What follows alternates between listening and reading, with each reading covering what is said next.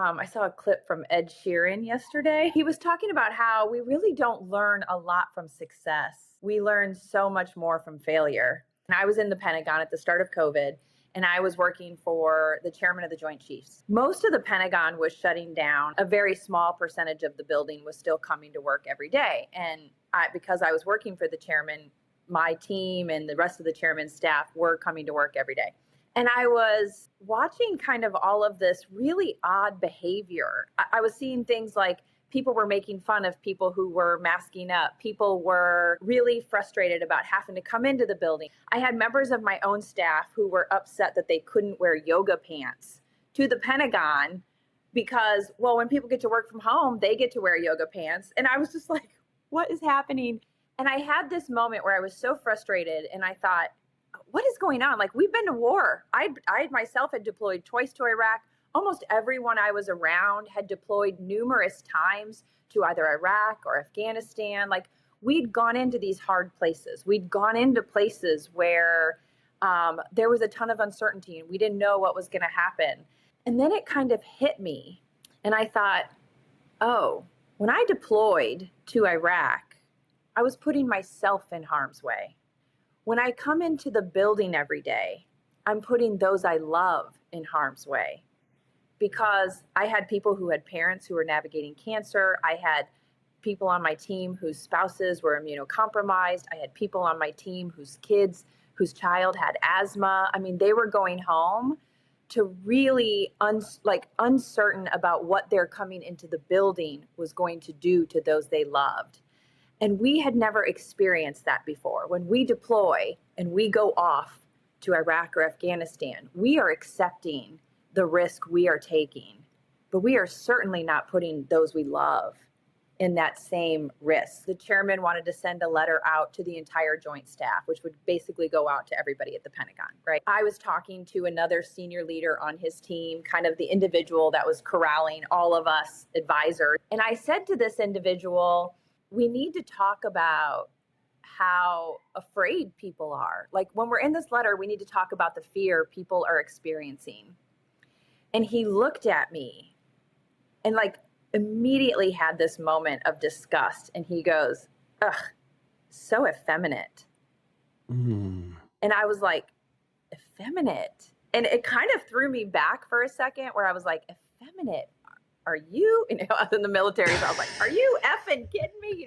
I didn't say that, but that's what was going through my mind. And so he wouldn't do it. He wouldn't put it in the letter. Like, it was there was no discussion to be had. Today, when I look back on that moment, I think that is the problem we have. We think understanding the inner experience, especially if it's an emotion we're uncomfortable with, if it's an emotion we don't talk about a lot, it can feel really soft. And looking back on it now, I think about that letter and I think there's nothing effeminate or soft about saying something like, hey, listen, we're dealing with a ton of uncertainty. And I know this is different than uncertainty we have dealt with in the past. I know that when we have done hard things, we are doing hard things. And now we're faced with this situation where we don't know how this is transmitted from one person to another. We don't know what this is going to mean for those we love. But here's what I do know. I do know that anytime we take risk, we go into it with our eyes wide open together. I know that anytime we are navigating uncertainty, we do it together. And I know that anytime we are navigating something that is hard, we do it together. And we will do it the same way we have always done it, by taking care of one another. And I thought, there's nothing effeminate about that, because here's the problem. When we didn't do that, when we didn't just be honest about the human experience that was happening, that behavior continued. There continued to be this distrust. There continued to be frustration. There continued to be energy spent on conversations that did not need to happen. Like, I didn't need to be talking about yoga pants. Like, I had real things I was trying to manage, but without acknowledging the humanity, that's actually what it looks like. It looks like this messiness that that leaders end up going, oh, I shouldn't have to deal with this. And you're right, you shouldn't, if you can deal with the humanity first. Like if you can deal with the humanity, a lot of that goes away. And we miss that opportunity. When you ask about like leaders who have done it well, I think we see fewer of those. I would say they're more the exception rather than rule. The reality is we see more of what I saw. We see more where it's just uncomfortable and we avoid it. And I think for leaders right now who've never been equipped to better connect with people, like we need it more than ever, whether it's everything that's going on in the news, politics, the environment, the economy. We're telling people, bring your full authentic self to the workplace, and leaders don't know how to handle people being authentic in the workplace. And so we've really put leaders in a very difficult place right now by not equipping them and not reinforcing to deal with the humans in front of them. We're doing them a disservice. Yeah. I spent a lot of time thinking about this, which is, are women inherently better at this emotional space? And I think a few years ago, I would have told you yes. Like I would have said, oh yeah, women are inherently better. And then I met my partner, and he is one of the most empathetic people I have ever met. What being around that every day really taught me, because he is so empathetic. Like the second I talk about any type of frustration or something that has bothered me, he is just,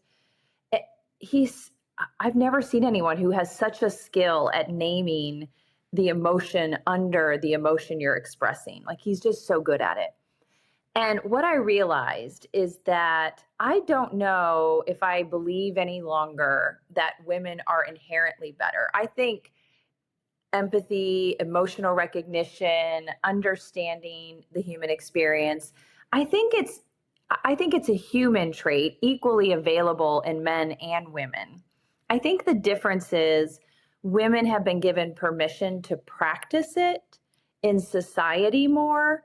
We've been given permission to wrestle with it, to stumble through it our whole lives in a way most men haven't. And so I think of emotional recognition and understanding empathy and humanity is quite like a muscle. And I think women have just had the opportunity to get more reps. And I love the conversation you had with Simon Sinek recently, where you talked about the subject, about male versus female leaders and male and female traits. And I love the idea that maybe the part of the problem with the conversation is that we're labeling them as feminine or masculine. Mm-hmm. When you used another word that I love, permission. Like we all have the ability to access those traits. Just culturally, females have had the permission and males have not. Is that a permission slip we can write for ourselves? Yeah, right. Thanks for checking out the True Snacks clip from the full conversation on What Do You Know to Be True. These conversations are with leaders who have chosen to bring more meaning into their work and to become more of their possible selves. If you enjoyed this clip, you'll enjoy the full episode with the guest here. And if you want to check out another conversation, check out this one. I'm sure you're going to like it. Okay, be well, my friends. And as always, love you, mean it.